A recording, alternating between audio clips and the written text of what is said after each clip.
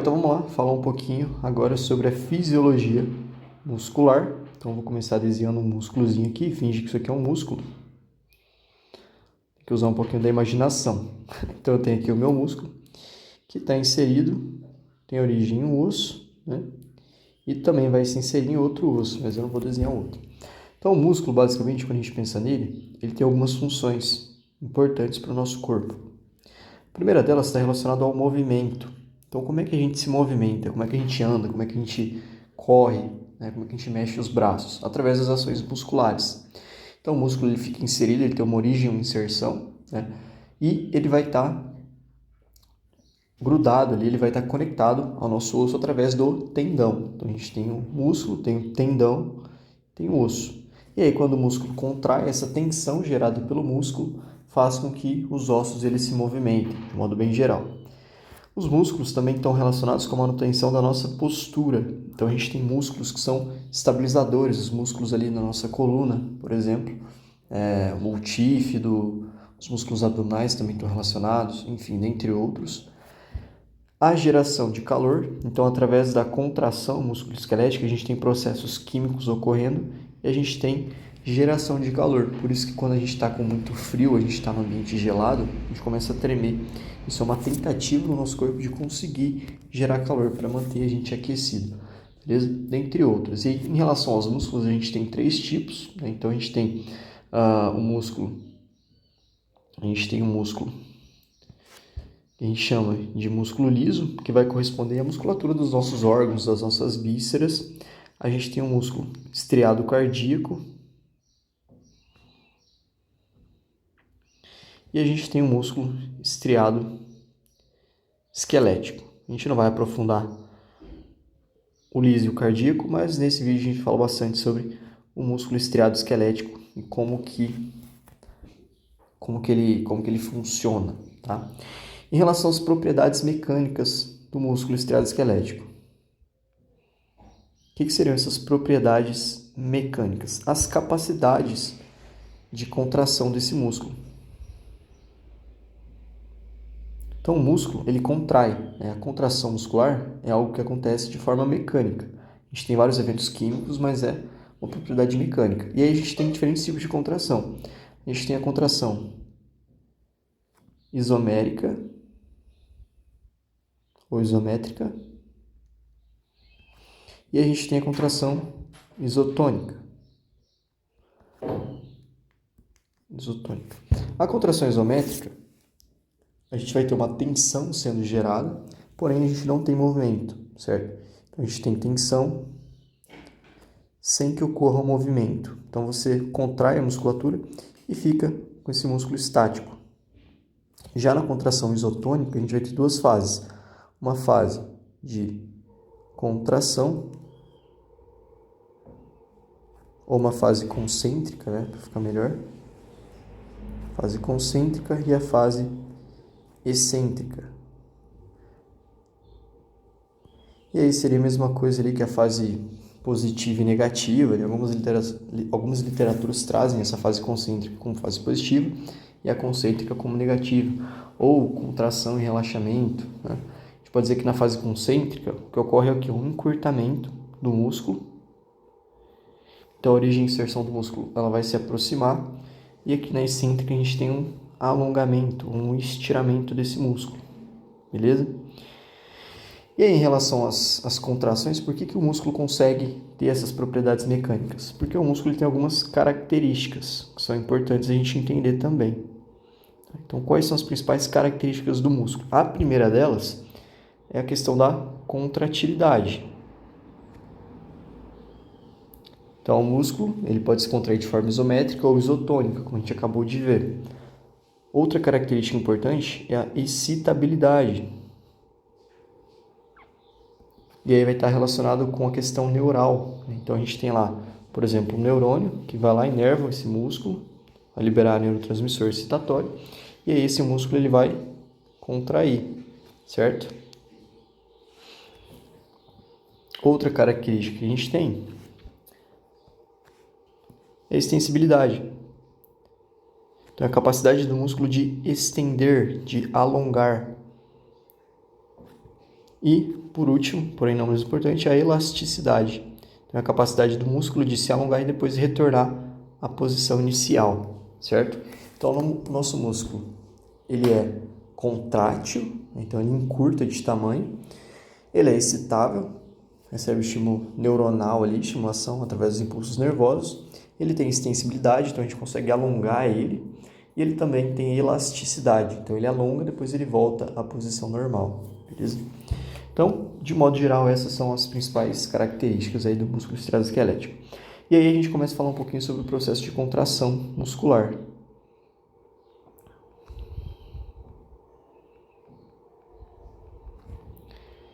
E esse processo de contração, antes da gente entrar na fisiologia da contração mesmo, a gente precisa entender que o controle muscular, ele vem do sistema nervoso central. Então, o nosso músculo esquelético ele é controlado pelo nosso sistema nervoso somático, e aí a gente tem a inervação central ali.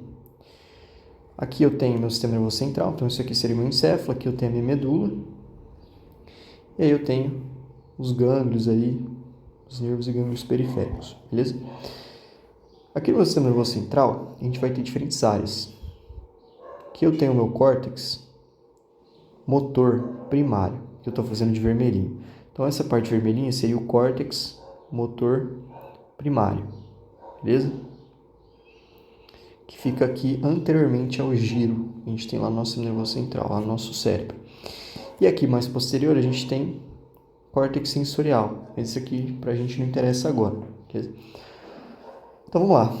Aqui no nosso córtex motor a gente vai ter neurônios que vão projetar os seus axônios até a medula. Esses neurônios são chamados de motoneurônios de primeira ordem, tá? Então, eles são os neurônios que saem do nosso córtex e vão se comunicar com neurônios lá na medula. Aí aqui na minha medula eu tenho neurônios que vão receber esse estímulo do neurônio de primeira ordem, então a gente vai ter uma sinapse ocorrendo, e aí esses neurônios de segunda ordem, eles vão se projetar através dos nervos ali até a minha musculatura, para que ocorra ali a contração, certo? Então eu tenho muscular, e aí ocorre a contração. Basicamente seria isso. E aí, se eu pegar aqui a minha medula e eu der um zoom, vamos dar um zoom aqui na medula. Então, a gente tem aqui a nossa medula espinal. Aqui eu dei um zoom, fiz um corte transversal na medula, certo? Então, aqui eu tenho uma divisão dos cornos. Então, eu tenho o corno anterior, corno medial ali, intermédio, corno posterior. Aqui no meu corno anterior, eu vou ter sinapses ocorrendo. Então, aquele neurônio de primeira ordem, ele vai vir aqui nesse corno anterior e ele vai se comunicar com os neurônios de segunda ordem aqui no corno anterior. E aí esses neurônios vão inervar a minha musculatura esquelética. Só que, para que a gente consiga controlar os movimentos, imagina aqui que eu vou fazer um braço aqui, certo? Lembra que eu tenho os músculos agonistas. Então aqui eu tenho um músculo agonista, que é aquele que executa o movimento primário. E eu tenho um músculo antagonista. Então imaginando que isso aqui é meu braço, aqui eu tenho meu bíceps, e aqui eu tenho meu tríceps, certo? Quando eu quero, por exemplo, imagine que eu estou na academia lá, eu quero levantar um halter, estou fazendo uma rosca para o meu bíceps. Quero levantar esse halterzinho aqui. Esse neurônio, primeiro, eu preciso mandar o sinal através do meu sistema nervoso central. Então, eu vou levantar esse peso. Esse estímulo para que eu levante aquele peso começa, ele sai aqui do meu sistema nervoso central.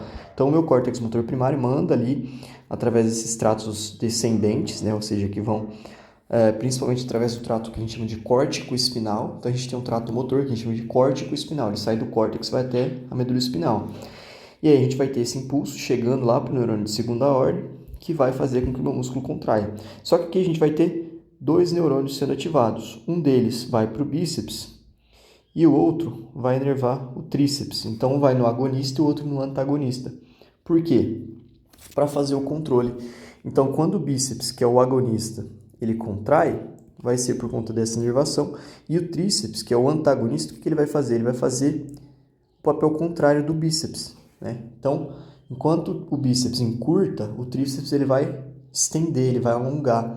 E aí ele vai controlar o movimento do agonista, tá? Então, isso aqui é aquela questão de controle muscular, né? Então, enquanto um músculo contrai, o outro ele vai alongar, né, para controlar o movimento daquele que está contraindo, beleza? Isso está relacionado com a nossa coordenação ali, enfim. E até mesmo para que não tenha movimentos, por exemplo, muito rápidos.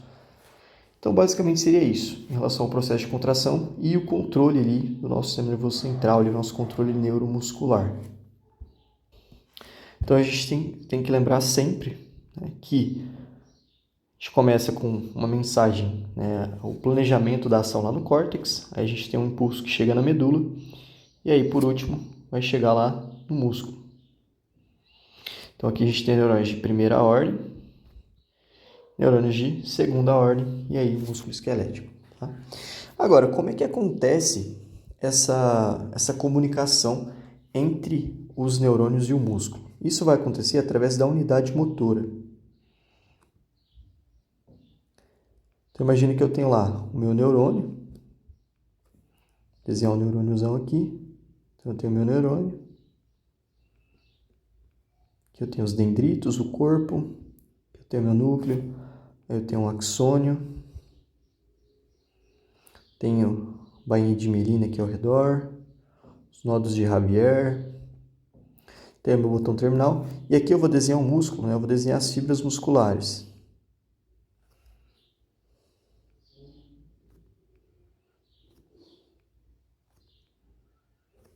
Aqui eu tenho meu músculo esquelético, e eu tenho várias fibras musculares aqui. E aí esse neurônio, ele vai inervar essas fibras musculares, certo?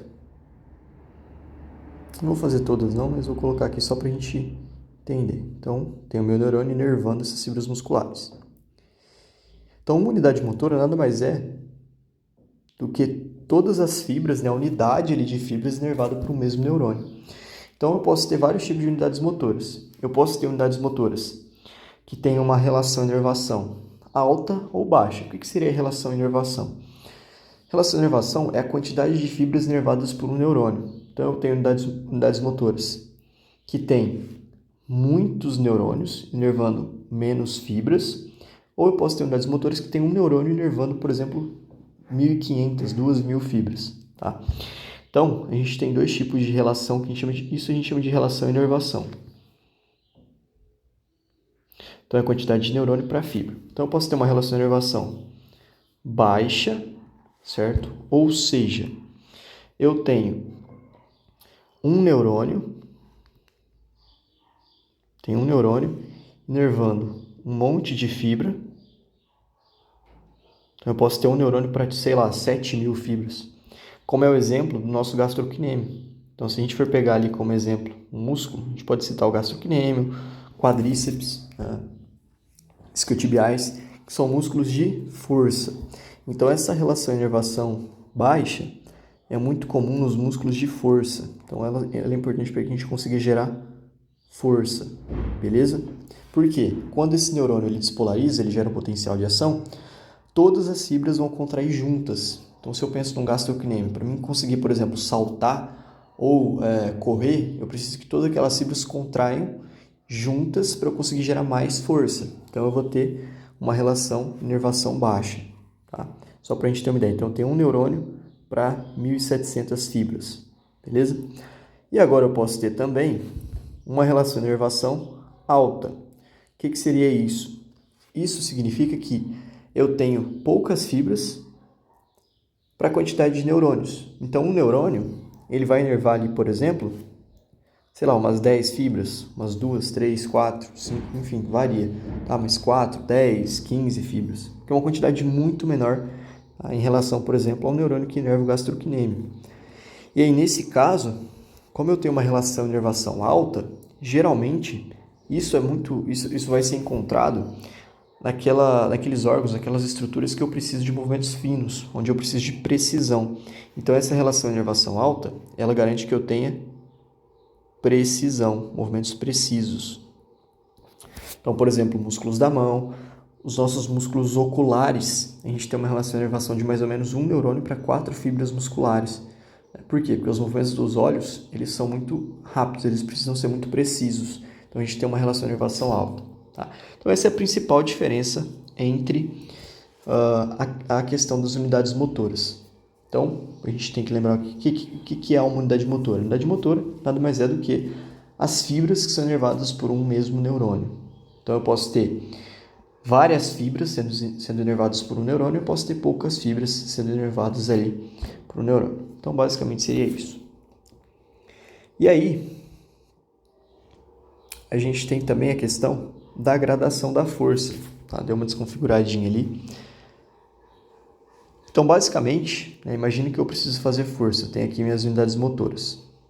Em um músculo, eu tenho várias unidades motoras. Eu tenho um conjunto de unidades motoras. Se eu pegar aqui o meu músculo, nesse músculo aqui eu vou ter vários neurônios. Vamos pegar um quadríceps, por exemplo. Eu tenho vários neurônios que vão inervar ali várias fibras. E aí, se eu preciso fazer força, vamos imaginar que eu vou fazer uma força leve. Eu vou recrutar um neurônio, esse neurônio vai fazer força e eu vou conseguir levantar aquela carga.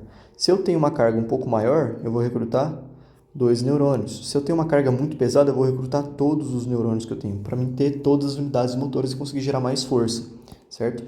Então, as unidades motoras, o recrutamento das unidades motoras faz com que a gente tenha um aumento ali na nossa força muscular, da força que é gerada. E aí, para a gente continuar, eu vou fazer um esqueminha, porque a gente vai falar agora um pouquinho mais sobre a estrutura muscular e a contração, beleza?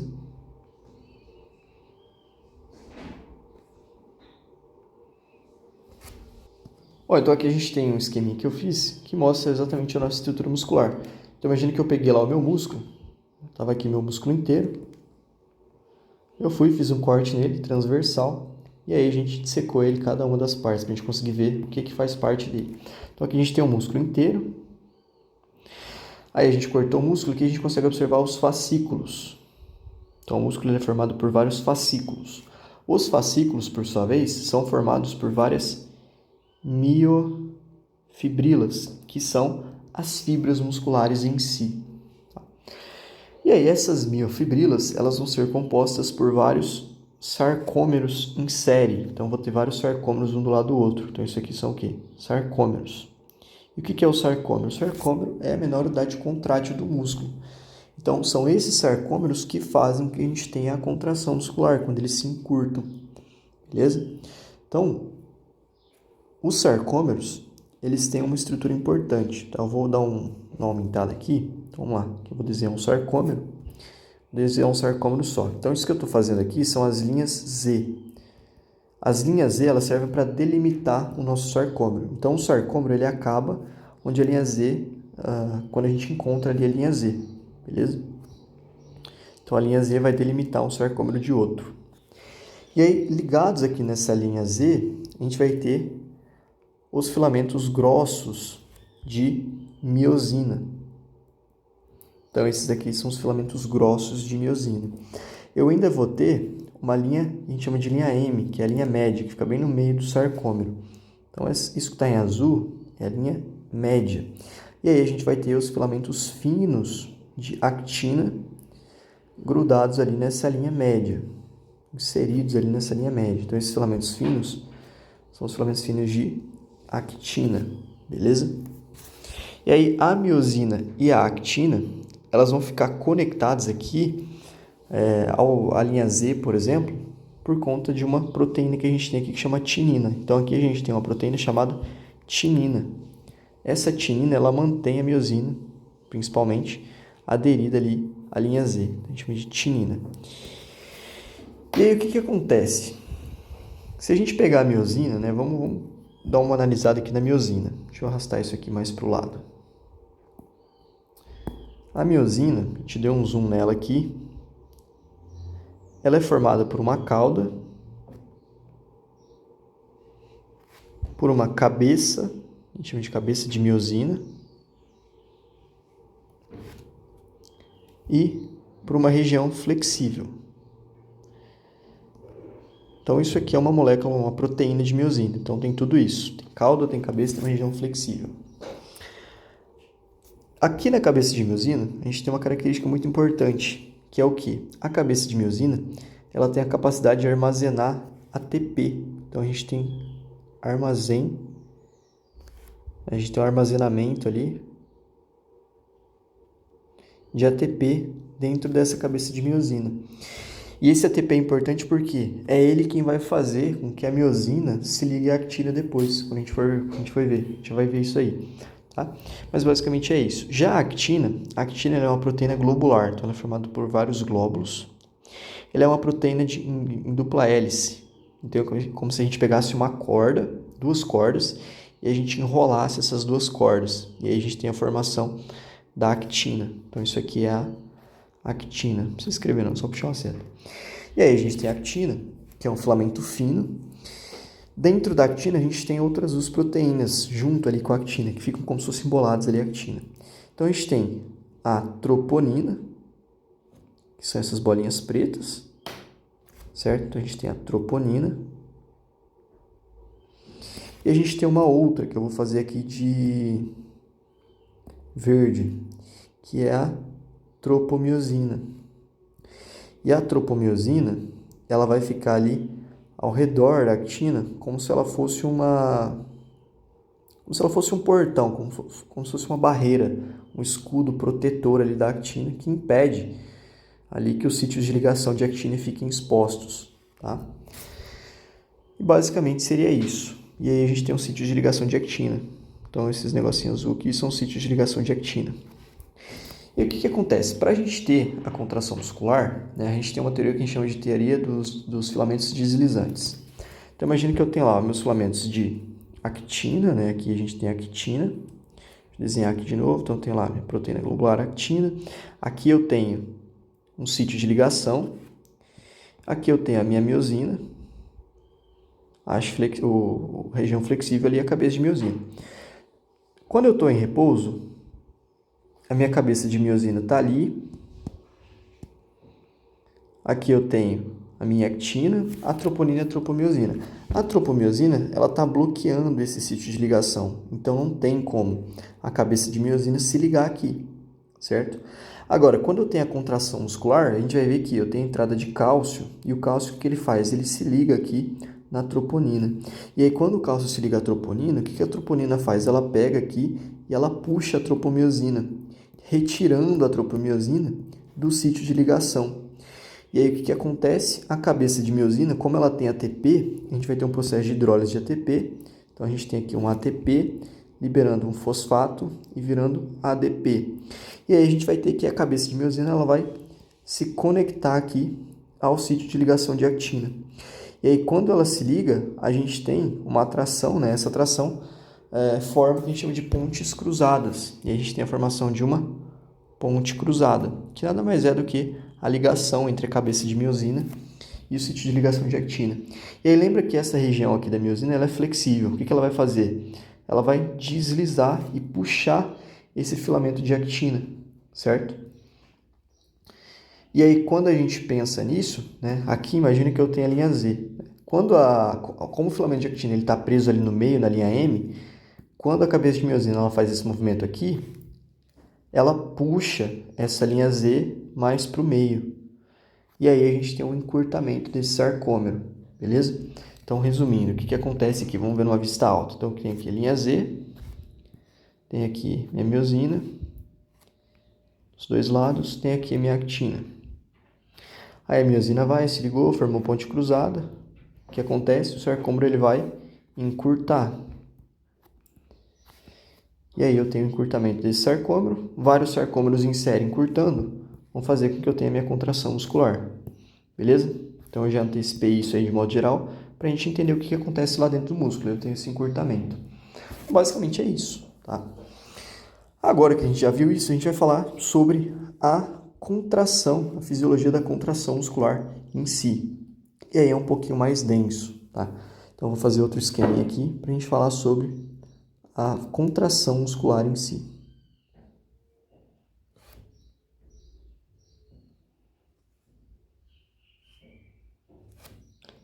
Bom, então vamos lá, aqui eu fiz um esqueminha, tá? Vou explicar o que é, o que eu desenhei aqui em cada parte, pra gente entender. Mas imagine aqui, ó, lembra que eu tinha lá meu músculo? Imagina que eu peguei aquela miofibrila lá, minha fibra muscular, que eu tinha lá em cima, e aí eu dei um zoomzão nela, lá na placa motora, melhor. Imagina que eu tinha lá, né? Tem o meu músculo, e lembra que eu tenho o neurônio que inerva aquele músculo. Então imagina que eu peguei esse ponto aqui, onde o neurônio inerva o músculo, e eu dei um zoom gigantesco. E aí eu consigo ver toda essa fibrona aqui muscular em inervação. Isso aqui a gente chama de junção neuromuscular. Então, nessa imagem aqui, a gente tem o que seria a nossa junção neuromuscular. Beleza? Aqui eu tenho o meu neurônio motor, né, o meu motoneurônio. Esse motoneurônio, ele está cheio de vesículas aqui no botão axonal dele, no terminal axonal, e essas vesículas elas têm um neurotransmissor que está relacionado com a contração muscular, que é a acetilcolina. Então eu tenho a acetilcolina aqui, certo? Aqui eu tenho o que seria a minha fibra muscular. Então isso aqui embaixo seria a minha fibra muscular. Aí eu tenho o meu sarcoplasma, né, que é como se fosse o citoplasma, então tudo isso aqui é o sarcoplasma, certo? Ao redor eu tenho aqui o meu sarcolema, que é como se fosse a membrana plasmática dessa célula muscular. E eu tenho aqui em azul, ao longo de quase toda a fibra, ao redor das paredes dessa fibra muscular, o meu retículo sarcoplasmático, beleza? E o que o retículo sarcoplasmático faz no músculo? Ele serve principalmente para armazenar cálcio. Tem função também em síntese proteica, mas armazenamento de cálcio. Então aqui eu tenho um estoque de cálcio. Tem um monte de íons cálcio armazenados aqui nesse meu retículo. Beleza? Certo. Aí aqui no meu canto esquerdo eu tenho esse buraco aqui. O que é esse buraco? Isso aqui são os túbulos T. Isso aqui nada mais é do que túbulo T. Qual que é a função desse túbulo T? O túbulo T, quando a nossa membrana muscular ela despolariza, ele vai fazer com que esse potencial de ação chegue mais profundamente na fibra muscular, para que toda essa fibra consiga contrair, beleza? Então essa é a principal função dele. E aqui eu tenho esses canaizinhos verdinhos, essas coisinhas coloridas que estão aqui ao redor desses túbulos T, aqui ao redor dessa junção neuromuscular, são receptores, são proteínas ali que ficam na membrana e elas podem servir para várias coisas, para permitir a passagem de íons, né, para se ligar ali a alguma molécula e gerar uma mensagem dentro da célula, enfim, entre outros fatores. Esses receptores são receptores do tipo DHPR, ou receptores de hidropiridina, beleza? Então, DHPR é a mesma coisa que de hidropiridina. E esses vermelhinhos aqui são receptores de rianodina.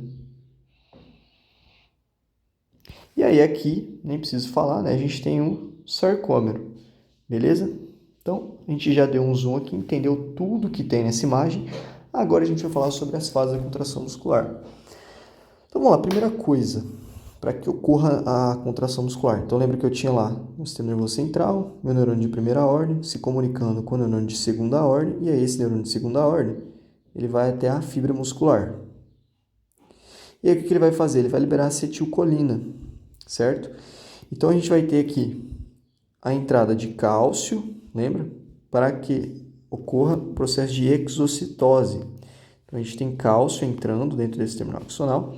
E aí, quando o cálcio entra, de certa forma, ele vai empurrar essas vesículas lá para a membrana desse neurônio, terminal axonal.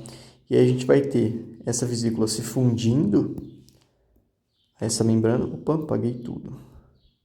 Essa membrana, e aí a gente tem a liberação da acetilcolina na fenda sináptica, nesse espaço, beleza? E aí o que acontece? Essa acetilcolina, ela vai se ligar aos seus receptores, são receptores colinérgicos. E aí, quando a gente lembra lá da fisiologia, existem dois tipos de receptores colinérgicos, os muscarínicos e os nicotínicos. Esse receptor encontrado na junção neuromuscular são os receptores nicotínicos. Lembra que eles têm esse nome porque eles também conseguem ser ativados por conta da nicotina, do cigarro, aquela mesma nicotina do cigarro. Então, a acetilcolina se liga aos receptores nicotínicos. Os receptores nicotínicos são receptores do tipo ionotrópicos. Então, eles permitem a entrada de íons, ionotrópico. E aí a gente vai ter principalmente a entrada de sódio, certo? Quando o sódio entra dentro dessa fibra muscular, o que acontece? Ela vai despolarizar. Então, a gente tem uma despolarização dessa membrana, ou que a gente chama de potencial de membrana. E aí a gente vai ter um potencial de ação sendo propagado, um impulso elétrico sendo propagado por toda a membrana muscular. E aí quando esse impulso, né, ele vai para todas as direções ali dessa membrana, quando esse impulso chega no túbulo T, ele vai entrar lá no túbulo T, ele vai lá para as fibras mais profundas. E aí a gente tem esses canais de hidropiridina. O que eles vão fazer?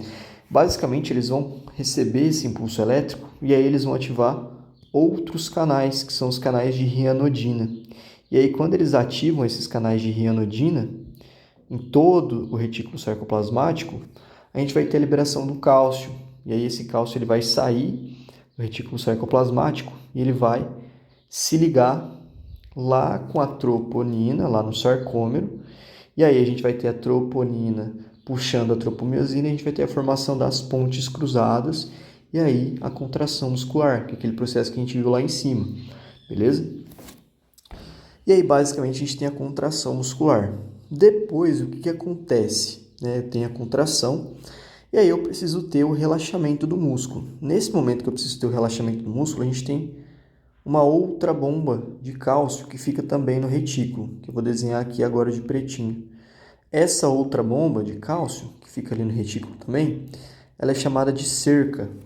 Então, a gente tem a cerca. O que é a cerca? A cerca ela é como se fosse uma sequestradora de cálcio. Então, ela pega esse cálcio que estava aqui fora, depois que o cálcio ele é removido ali do sarcômero, e manda de volta lá para o retículo sarcoplasmático. E aí a gente tem o relaxamento do músculo. Beleza? Então, basicamente, seria isso. Essas são as etapas ali da contração muscular. Tá? Então, se fosse para a gente listar, então a gente tem ali... dá para a gente listar? Vamos listar aqui. Então, etapas da contração. Então, primeiro, eu tenho potencial de ação, né? E a liberação de neurotransmissor. Aí o neurotransmissor se liga ao receptor e tal, dentro daquilo, e a gente vai ter o potencial de membrana, certo? Que vai ser a propagação daquele potencial de ação por toda a membrana muscular. Depois, a gente vai ter esse potencial chegando aos túbulos T,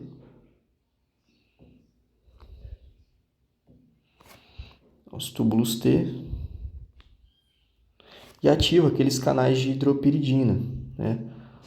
O DHPR, que vai ativar, por sua vez, os canais de rianodina. E aí, o que a gente tem? A gente tem que o cálcio é liberado, então o retículo sarcoplasmático libera o cálcio, e o cálcio vai para o sarcômero. Aí lá no sarcômero a gente tem o quê? O cálcio se ligando à troponina, puxando a tropomiosina, enfim, a gente tem um encurtamento dos sarcômeros, ou a contração, né? Encurtamento dos sarcômeros.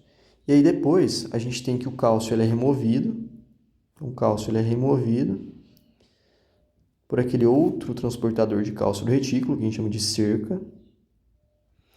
E aí a gente tem o relaxamento desse músculo, beleza? Então, se fosse para a gente dar um geralzão ali, esses são os eventos que ocorrem na contração muscular, tá? E aí, de novo, tá? Vamos dar um zoom aqui nesse sarcômero aqui de novo, só para a gente relembrar mais uma vez o que acontece aqui. Então, lembra que eu tenho lá os meus filamentos, né? Tá lá meu sarcômero, vários sarcômeros. Tem a miosina. Lá no meio tem a minha actina. O cálcio, ele entra lá. E aí eu tenho a tropomiosina. O cálcio, ele vai, se liga lá à troponina. Aí a gente tem o quê? Remoção da tropomiosina, formação de ponte cruzada, certo? E aí os sarcômeros vão fazer o quê? Vão puxar, né, as linhas Z ali para o meio, em direção à linha média. A linha Z ela é puxada em direção à linha média. E aí a gente tem um encurtamento desses sarcômeros e a contração muscular. Depois, o cálcio ele é mandado embora. Então, depois o cálcio sai, certo? O cálcio vai embora. Aí volta ali A tropomiosina obstruir, não tem mais ponte cruzada, não tem mais contração. E aí, quem que é responsável por fazer essa união e até mesmo a desunião entre as cabeças de miosina e o sítio de ligação de actina? O ATP, certo? Então, a gente não pode esquecer que o ATP é quem faz essa ligação. Então, eu tenho lá o sítio de ligação de actina e a cabeça de miosina. Aí eu tenho aqui a hidrólise do ATP, então o ATP ele é quebrado em ADP e PI, fosfato. E aí eu tenho a ligação, certo?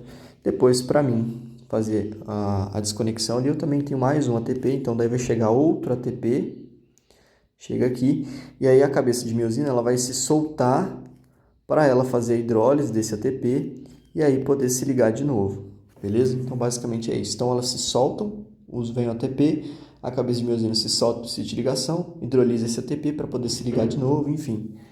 Isso vai acontecer várias vezes enquanto a gente tiver a contração muscular. Beleza? Mas, de modo geral, esses são os eventos que sucedem aí, precedem, na verdade, a contração muscular. Bom, vamos lá. Seguindo, então, agora a gente vai falar um pouquinho sobre a relação temporal, ou relação eletromecânica ali, dos potenciais de ação. Então, relação temporal, que é o nome que está no livro, tá? Para não ficar difícil aí, sempre tem um nome meio complicado, mas vocês vão ver que não é nada de outro mundo. Relação temporal eletromecânica. Então, o que seria isso? Tá? Quando um neurônio libera um potencial de ação, então eu tenho um neurônio lá, certo? Vou fazer o esqueminha aqui. Esse neurônio, ele disparou, liberou lá acetilcolina, e aí a gente tem um potencial de ação, certo? Esse potencial de ação faz com que a gente tenha um abalo. A gente vai ter um abalo. O que é esse abalo? Esse abalo nada mais é do que um ciclo completo de contração e relaxamento. Então, a gente tem um abalo, que é um ciclo de contração e relaxamento. Então, o músculo contraiu, teve potencial de ação, o músculo contraiu e relaxou. Beleza? Eu tive um abalo. Agora, vamos supor que eu tenho, por exemplo, esse neurônio liberando um monte de neurotransmissor. Nesse caso, cada vez que esse neurônio libera um neurotransmissor, eu vou ter ali alguns abalos, certo? E aí a gente vai tendo uma somação. Então eu vou tendo liberação de cálcio, liberação de cálcio. Cada vez que libera neurotransmissor, eu vou tendo mais cálcio sendo liberado. E esses abalos eles vão se acumulando.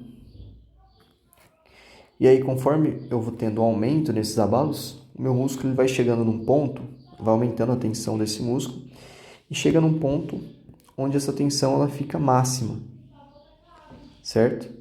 E esse ponto a gente chama de tétano. Então aqui eu vou traçar uma linha que seria a tensão máxima do meu músculo, ou seja, o máximo de força, o máximo de tensão que ele consegue gerar. Beleza? Então isso aqui é a tensão máxima. E aí quando eu chego na tensão máxima, que a gente tem o que a gente chama de tétano ou tetania. Nesse caso, tetania incompleta. Tá? A gente já vai ver por quê. Então, o que é isso? Para a gente chegar no tétano, a gente tem o que a gente chama de somação. Isso aqui nada mais é do que a somação. Então, eu tenho vários impulsos, vários potenciais de ação sendo somados para aumentar a minha força muscular. Então, uma das formas de a gente aumentar a força muscular, imagine que você vai fazer uma força leve, Você tem um recrutamento de poucas fibras, e aí o seu neurônio ele vai disparar poucas vezes para conseguir acionar essas fibras e você fazer um determinado movimento.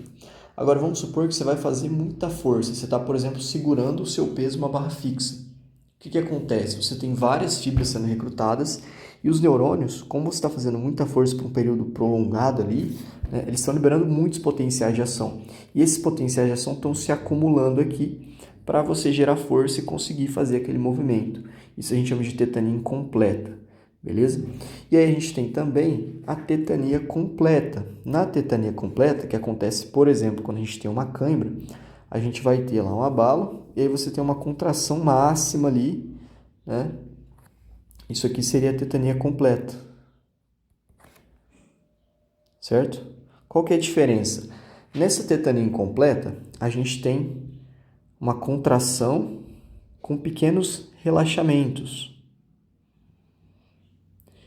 Então, a gente tem liberação de cálcio aqui, certo? Então, aqui a gente tem cálcio entrando.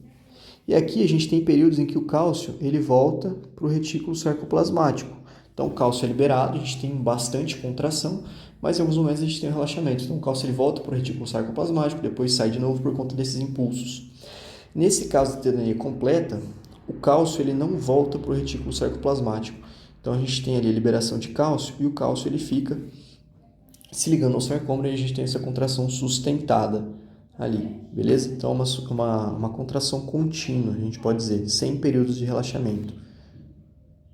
Que é o que acontece, por exemplo, quando a gente tem uma cãibra, tá? Bom, eu coloquei aqui rapidinho um gráfico, que é do livro de Fisiologia do Exercício, e aqui a gente tem um exemplo disso, né, do que seria aquela tetania. Então, aqui eu tenho contrações simples, né? Então, eu tenho aqui um impulso, ó, a quantidade de impulsos. Isso aqui são os estímulos elétricos, são os potenciais de ação que o neurônio libera. E aqui a quantidade de força, ou seja, para mim ter força eu tenho que ter esse processo de somação. Tá? Então eu tenho contrações simples, né, que eu não preciso gerar muita força. E aí conforme eu vou aumentando a minha força, ó, minha força vai aumentando, tá? Eu começo a fazer o quê? Eu começo a aumentar a quantidade de impulsos, ó. Então tá vendo que os impulsos eles vão aumentando, o neurônio começa a disparar um monte de potencial de ação. E aí eu tenho o que a gente chama de tetania, que daí nesse caso é aquela linha que a gente viu de tensão máxima. Então essa é a tensão máxima que eu consigo ter através do acúmulo desses potenciais de ação. Beleza? É o máximo de força que eu consigo gerar. E essa imagem eu acho que é bem mais explicativa aí do que esses esquemas que eu fiz. Beleza? Então basicamente seria isso.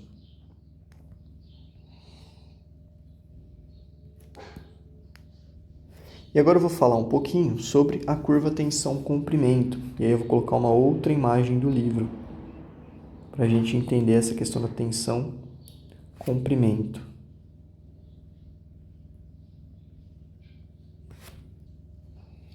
Bom, então isso aqui é uma curva tensão-comprimento, onde a gente consegue observar o sarcômero. Tá? Então aqui a gente tem os sarcômeros. Se a gente for olhar bem essa imagem, existem alguns pontos em que os sarcômeros eles estão bem afastados e outros que eles estão próximos um do outro, certo? E aqui a gente tem o que seria o pico máximo de força que o meu sarcômero gera, a tensão máxima que ele gera. O que eu consigo perceber aqui? Quando o meu sarcômero está muito alongado, né? Então nessa imagem aqui, imagina que o meu músculo está alongado, estou no alongamento máximo. A actina e a miosina, elas se distanciam muito. E aí eu não consigo gerar tanta força, porque eu tenho menos pontos cruzados. Lembra? Eu tenho que formar a ponte cruzada aqui. E aí eu tenho menos pontes cruzadas sendo formadas nesse começo. E aí conforme eu vou diminuindo o comprimento do meu sarcômero, eu começo a conseguir formar mais pontes cruzadas. Certo? Então eu vou aumentando a minha força. E aí tem um ponto que seria um ponto que a gente chama de ponto ideal, ou ponto ótimo, né? Que seria aqui. E aí nesse ponto ótimo, o que eu vou ter? Eu vou ter o que seria o máximo de pontes cruzadas, né? O ponto em que meu músculo consegue fazer pontes cruzadas, consegue gerar uma grande quantidade de força. E aí depois, se eu vou contraindo mais o meu músculo, se eu vou encurtando mais ele, eu começo a ter uma queda na força. Por quê? Porque eu já aproximei ali as linhas Z da linha média, eu já encurtei o meu sarcômero, e ele perde capacidade de gerar tensão. Beleza? Então essa curva tensão-deformação está relacionada com isso. Então quando o meu músculo está muito alongado, ele tem menos força. Quando ele está completamente encurtado, né, quando ele está mais encurtado, ele gera menos tensão, porque ele já gerou toda a tensão que ele tinha para se encurtar. E aí quando tem uma leve flexão, né, quando tem um leve ali, não está completamente alongado, nem está encurtado, né, um ponto médio ali, eu vou ter o máximo de força que eu consigo gerar, beleza? E aí a gente vai falar também sobre a questão da fadiga muscular e os fatores que estão relacionados com a fadiga muscular. Lá no vídeo do lactato, né, das fontes energéticas, a gente já falou um pouquinho sobre a fadiga gerada ali principalmente pelo acúmulo de íons H+. Então, um dos fatores que leva à fadiga é o acúmulo daqueles íons H+. Certo? Mas a gente também tem a fadiga central, Então a gente tem um fator que é a fadiga central. O que seria essa fadiga central? A fadiga desencadeada ali por esses fatores da contração muscular mesmo, né? Então pode ser ali, por exemplo, por conta de uma fadiga na junção neuromuscular,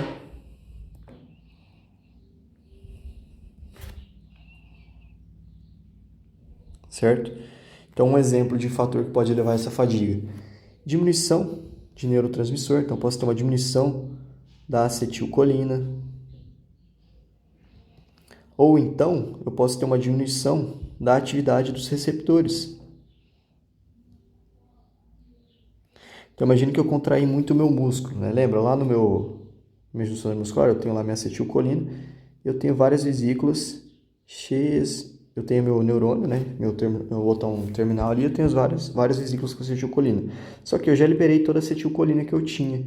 E aí acaba essa acetilcolina, chega um momento que acaba toda a acetilcolina. E aí eu posso ter uma fadiga causada por essa diminuição da acetilcolina. Lembra dos receptores? Eu tenho os receptores lá. Quando a gente tem um pH muito ácido, né, ou seja, uma acidose metabólica ali, que pode ser induzida pelo exercício, por exemplo, né, eu vou ter uma alteração da atividade enzimática, por exemplo, e também desses receptores. Então, essa diminuição do pH causada, né, ali, por exemplo, pelo acúmulo de íons H+, radicais livres e tal, pode fazer com que eu tenha uma diminuição da atividade desses receptores. E aí eu também vou ter essa fadiga nessa junção neuromuscular, beleza? Eu posso ter também a questão de uma alteração dos sinais de cálcio. E essa alteração no sinal de cálcio também pode ter relação com a acidose metabólica, com a questão do acúmulo ali de íons H+. E os próprios sistemas energéticos, a fadiga dos sistemas energéticos. Então chega um momento que nos sistemas energéticos eles são esgotados. Então, por exemplo, o ATP-CP, depois de 10, 15 segundos ele é esgotado, já não tem energia. Isso pode levar a fadiga. Ou então o próprio sistema glicolítico anaeróbio, certo? Em 1 minuto, 1 minuto e meio ele é esgotado também. E aí eu preciso recuperar esses sistemas, eu preciso descansar para me recuperar esse sistema, reestocar ali esses sistemas para voltar a fazer o exercício. Tá? Então esses são alguns fatores que levam à fadiga muscular. Claro, existem ainda muitos estudos, né? A gente sabe ainda muito pouco sobre a fadiga, mas aos pouquinhos a gente vai avançando aí nisso. Esses são alguns fatores que são importantes aí para a gente estar relembrando, beleza? E aí, para a gente continuar, a gente vai falar um pouquinho sobre os tipos de fibras musculares. Eu vou fazer como se fosse uma tabelinha, vou fazer em formato de tabela, e aí qualquer coisa vocês dão um print, e aí já fica para estudar ou anota ali, enfim, tá? Então, quando a gente pensa nas nossas fibras musculares, a gente tem basicamente, tá, de modo mais geral, 2 tipos de fibra. Então, a gente tem as fibras tipo 1, certo? E a gente tem, do outro lado, as fibras tipo 2, beleza? Vou fazer até colorido. A gente tem as fibras tipo 1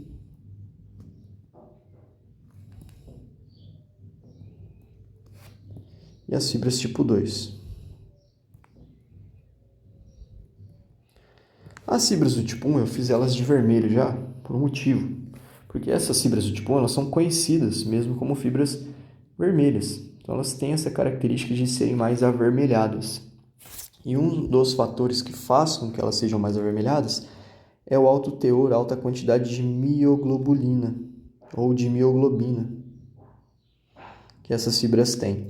A mioglobina ela é uma proteína que ela armazena oxigênio. E aí, quando o pH no músculo cai muito, por exemplo, durante um exercício, eu tenho menos oxigênio chegando naquele músculo, a mioglobina, o que ela faz? Ela vai e libera o O2 para o músculo para ser utilizado como fonte energética, beleza? Para ser utilizado ali por esse músculo. E aí a gente tem uma alta quantidade dessa mioglobina. A mioglobina, ela tem ferro, e aí isso faz com que ela dê essa característica, essa coloração avermelhada para o músculo, beleza? Outra característica dessas fibras do tipo 2, que a gente não pode esquecer, é que elas têm uma alta quantidade de mitocôndrias. Ou seja, essas fibras elas vão ter um metabolismo principalmente oxidativo. A gente pode dizer que elas são fibras oxidativas, certo? Então, são fibras oxidativas. Outra coisa que a gente acabou não falando, mas é uma característica, uma das mais importantes delas, é que elas são fibras de contração lenta. Então, elas são fibras de contração lenta e elas geram uma baixa força, certo? Não são fibras de contração rápida e forte, elas são fibras lentas que geram uma menor força. E também, como a gente falou da capacidade oxidativa das mitocôndrias, elas vão ter uma maior capacidade oxidativa porque elas também têm mais enzimas oxidativas. Então, elas têm mais mitocôndrias e mais enzimas que atuam lá dentro da mitocôndria. E basicamente é isso que a gente tem sobre essas fibras do tipo 1. As fibras do tipo 2, elas vão ser divididas também, elas têm mais subdivisões. Então, a gente tem, por exemplo, as fibras do tipo 2A, as fibras do tipo 2X, né? A 2A, a gente nem vai falar sobre ela, ela é uma fibra intermediária, certo? Ela é um meio termo ali entre a fibra do tipo 1 e a fibra do tipo 2. Então, ela nem é muito forte, nem muito fraca, nem muito lenta, nem muito rápida, né? Nem vermelha, nem branca. Ela é uma fibra ali meio termo, tá? Não sabe o que ela é. Ela é um café com leite. Mas as fibras do tipo 2X, por exemplo, são as fibras do tipo 2 ali, mais características. Então, são fibras que têm uma grande quantidade de gerar força, então elas geram muita força e potência. Então, são fibras que contraem de forma rápida. Elas têm uma contração rápida, muito forte, com muita potência. Porque essas fibras, elas são fibras que elas vão utilizar principalmente os sistemas glicolíticos, então elas são glicolíticas, e a via ATP-CP. Então elas contraem muito rápido e geram muita força, só que elas também vão fadigar muito rápido. Por quê? A via glicolítica e ATP-CP esgota mais rápido mesmo. Então elas também têm poucas mitocôndrias e várias enzimas glicolíticas. Então, elas têm enzimas que vão atuar ali nessa quebra da glicólise, por exemplo, que vão atuar na glicólise, por exemplo. Então, são glicolíticas, beleza?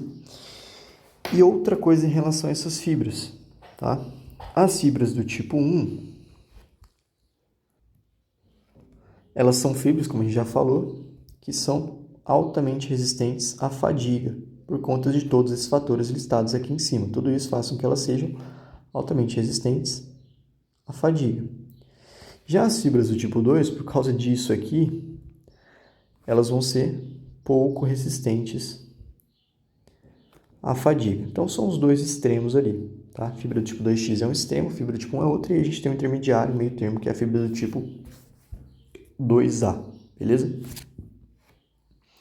Em relação ao recrutamento agora dessas unidades motoras, dessas fibras. Recrutamento das fibras. Vou colocar uma imagenzinha aqui que é bem bacana para a gente entender mais sobre isso. Bom, essa imagem também é do livro de Fisiologia do Exercício e ela mostra que uma linha a gente tem um limiar de recrutamento elétrico das fibras e a produção de potência. Tá? Então, basicamente, quando a gente vai fazer pouca força, ou seja, quando tem uma baixa produção de potência, eu vou usar predominantemente as fibras do tipo 1, certo? Então, se eu traçar uma linha aqui, ó, se eu vou fazer um exercício leve, eu vou utilizar essas fibras do tipo 1. Então, elas são as primeiras fibras a serem recrutadas. Se eu começo a aumentar um pouco a intensidade do meu exercício, ou começo a pegar um pouco mais de peso, eu preciso de um pouco mais de potência, eu vou começar a utilizar metade. Então, 50% ali de fibras do tipo 1, 50% de fibras do tipo 2. Agora, se eu aumento muito a minha potência, a minha força, eu aumento o recrutamento de fibras, né? Nesse momento aqui eu estou tendo o quê? O que seria esse limiar de recrutamento elétrico? Lembra da somação? Então é isso, né? Se eu vou alguns abalos, esses abalozinhos aqui vão recrutar aquelas fibras do tipo 1, certo? Eu não vou precisar recrutar fibras do tipo 2. Então aqui eu tenho fibra do tipo 1 sendo recrutada. Conforme eu vou fazendo essa somação, eu começo a ter o quê? Fibra do tipo 2. Então isso que é esse limiar elétrico, tá? Que a gente viu lá em cima. E aí, conforme eu vou aumentando a força que eu preciso, conforme eu preciso de mais força, eu vou tendo o recrutamento dessas fibras do tipo 2. São aquelas fibras que geram força, tá? Então essa imagem é bem simples aí, ela torna mais fácil para a gente entender isso. Bom, e aqui do lado eu coloquei mais dois gráficos só para a gente comparar, né, a questão da força e da potência dessas fibras. Então nesse primeiro aqui, nessa imagem A, a gente tem a força específica. Então as fibras do tipo 2, elas geram muito mais. A gente pode colocar aqui 3, 4 vezes mais força. Não, 2 vezes, né? Quase 3 vezes mais força que as fibras do tipo 1.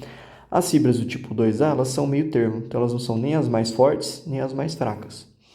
Em relação à potência, né, que seria a velocidade de contração ali, as fibras do tipo 1, elas são as mais lentas, as do tipo 2X são as mais rápidas e as 2A, elas são intermediárias, elas estão na média. Então, só comparando aí esses tipos de fibras.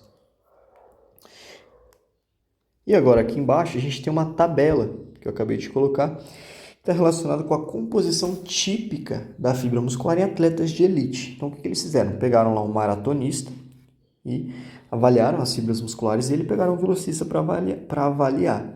O maratonista ele tem uma predominância maior de fibras do tipo 1, que são aquelas fibras oxidativas, que conseguem gerar energia de uma forma longa, demoram para fadigar, certo? São muito resistentes, que é o que ele precisa para conseguir correr ali por 2 horas e meia, 3 horas seguidas sem parar.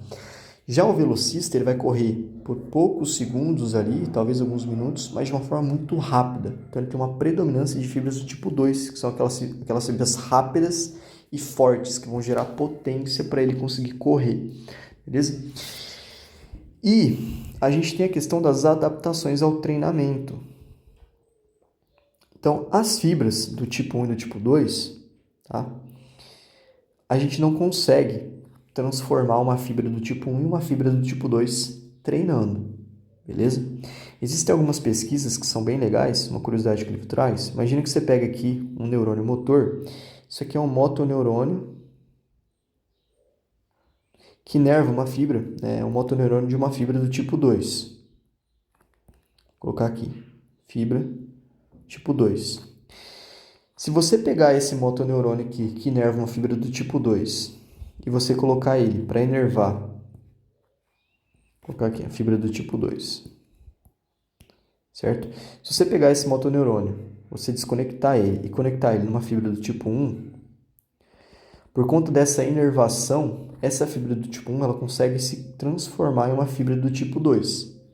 Isso em experimentos que os caras fizeram lá em laboratório com ratos e tal, pegaram, fizeram a desinervação dessas fibras e trocaram lá, e aí você consegue transformar essas fibras, mudando a inervação delas.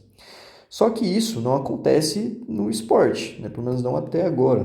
Tá? Só que você consegue adaptar essas fibras. Então eu consigo, por exemplo, através da minha especificidade, através do meu treinamento, eu consigo fazer, por exemplo, que a minha fibra do tipo 2, que é uma fibra, né? A minha fibra do tipo 2X, eu consigo, por exemplo, aumentar a quantidade de mitocôndrias dela, consigo aumentar, às vezes, a quantidade de enzimas, né, através do treinamento? Consigo, mas eu nunca vou transformar essa fibra em uma fibra do tipo 1. Tá? A fibra ela não vai se converter em uma outra, mas ela consegue se adaptar. Da mesma forma que eu consigo pegar uma fibra do tipo 1, eu consigo fazer com que ela tenha um aumento da capacidade glicolítica dela,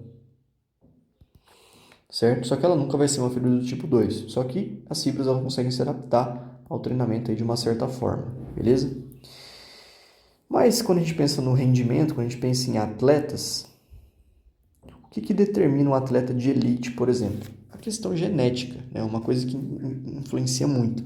Então existem pessoas, existem corredores de maratona que nasceram para correr maratona. Então eles têm muita fibra do tipo 1, certo? O biotipo deles ali, a composição genética deles. E existem caras que nasceram, por exemplo, para correr velocidade, velocistas, né? Ou powerlifters. Nasceram para levantar peso, porque eles têm muitas fibras do tipo 2, beleza? Então essa questão genética, ela tem muita relação com o desempenho desses atletas de elite, beleza? E aí basicamente seria isso, tá? Para esse vídeo, então a gente falou sobre os tipos de fibras, né? A questão do recrutamento dessas fibras, fibras do tipo 1, fibras do tipo 2, a curva de tensão-comprimento do sarcômero, falou sobre a questão da somação, o tétano, né, tetania incompleta ali, que é a quantidade máxima de força, né, a tensão máxima gerada pela fibra, falou sobre a fisiologia da contração muscular, falou sobre os filamentos de actina e miosina, a estrutura muscular, as unidades motoras, o que são as unidades motoras. Falou sobre todo o processo de contração, né, o controle neural ali dessa contração e algumas características, propriedades e funções do músculo estriado esquelético, beleza? Só uma coisa que eu acabei, eu não sei se eu falei, em relação à gradação da força. Gradação da força muscular. Então, como é que a gente gradua a nossa força muscular, né? Como é que o nosso sistema nervoso, como é que o nosso músculo ele entende a força necessária para me levantar um copo e a força para eu levantar um halter de 20 quilos? Então, basicamente, existem dois mecanismos que estão relacionados com a força. Primeiro é o recrutamento das fibras, das unidades motoras, né, vamos colocar.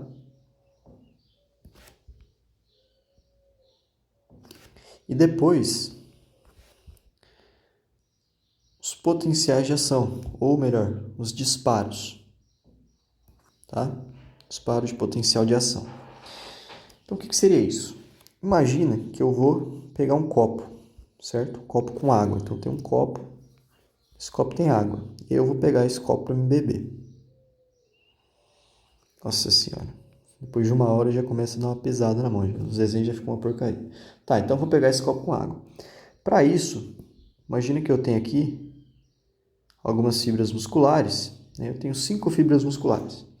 Para mim pegar esse copo, eu não preciso recrutar todas essas fibras. Então o meu neurônio ele vai vir aqui e ele vai recrutar uma fibra. Tá? Esse neurônio ele inerva todas essas fibras aqui. Na verdade, vamos pegar um neurônio para cada fibra. Então eu tenho um neurônio ali, tem outro neurônio aqui. Aumentar, vamos colocar 3 neurônios. Tá? Então eu tenho esse neurônio, ele vai ativar essas 2 fibras aqui para eu pegar esse copo. Agora vamos supor que não é mais um copo. Agora eu quero pegar um kettlebell de 10 quilos. Aí, eu vou precisar de mais fibras. Então, eu vou recrutar essas fibras aqui, tipo 1, e eu vou começar a recrutar fibras do tipo 2A, por exemplo. Então, eu tenho aqui uma fibra do tipo 1, tenho uma fibra do tipo 2A. E aí, eu vou levantar aquele kettlebell. Agora, vamos supor que eu tenho um kettlebell de 30 quilos, ou de, sei lá, 50 quilos. Vou pegar um exemplo bem... Eu quero levantar esse kettlebell. Aí, eu vou recrutar minhas fibras do tipo 1, mais as do tipo 2A, mais as fibras do tipo 2X. E aí eu vou usar todas as minhas fibras para levantar esse kettlebell. E o que vai acontecer? Essa questão dos disparos, potenciais de ação. Se eu preciso de mais força, se eu não estou conseguindo levantar, por exemplo, o que acontece? Imagina que eu tinha lá um disparo, outro disparo, e aí eu preciso aumentar a força. Eu começo a ter o quê? Um monte de disparos. E aí quando eu aumento esses disparos, lembra o que vai acontecendo? Conforme esses disparos vão aumentando, eu começo a ter um efeito de somação. Então, aqui eu tenho um, aqui eu tenho um. Começa a ter um efeito de somação. E aí eu consigo gerar a minha tensão máxima. Certo? Então, basicamente, é isso que acontece para a gente conseguir regular a nossa força. Então, esses são os 2 mecanismos ali para aumentar a força.